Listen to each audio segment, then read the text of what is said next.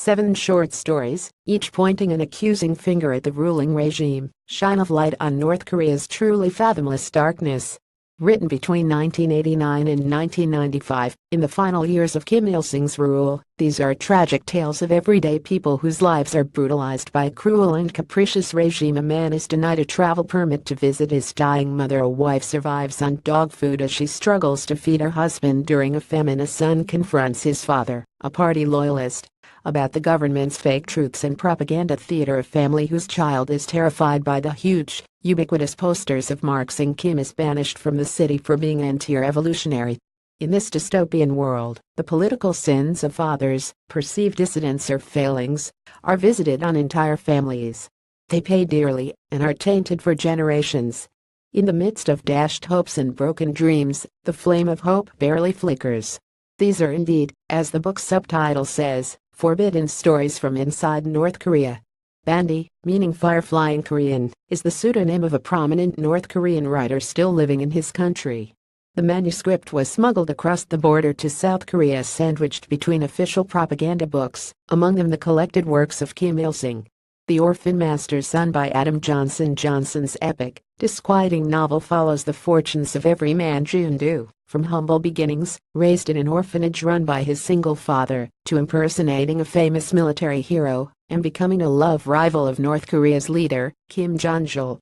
The first half is an intimate biography of Jun-do.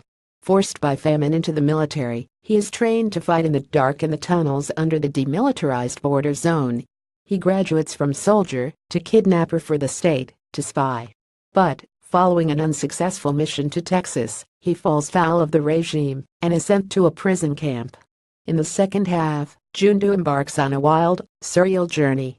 He escapes prison, assuming a new identity that takes him into the upper echelons of society and sees him vying with the dear leader for the affections of the nation's favorite actress, Sun Moon. Part political thriller, part parody, part love story, the genre-busting novel opens a window on this secretive state where people live in constant fear and deploys dark humor to portray the absurd realities and grim horrors of life. A fascination with propaganda and its use in a totalitarian state drew the American author to researching and visiting North Korea. This, his second novel, won the Pulitzer Prize for Fiction in 2013. Nothing to Envy: Real Lives in North Korea by Barbara Demick. The title comes from a propaganda song. We have nothing to envy in this world, but Demick's riveting and rigorously researched book tells a very different story.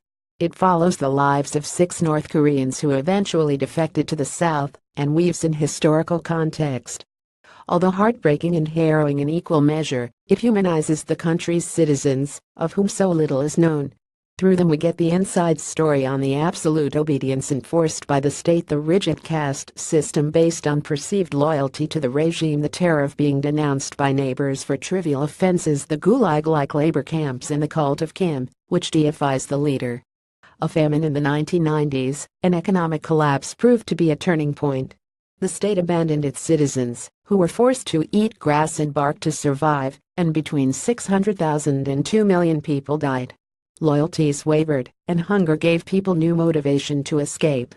However, Demick sees little prospect of regime change. Hopes were raised when the young, Western-schooling Kim Jong-un was picked to be the next leader. But, like his father Kim Jong-il, he prioritized weapons over food. This is impressive reportage and an eye-opener on a closed world. U.S. journalist Demick was the Los Angeles Times bureau chief in South Korea for 6 years and reported extensively on the North,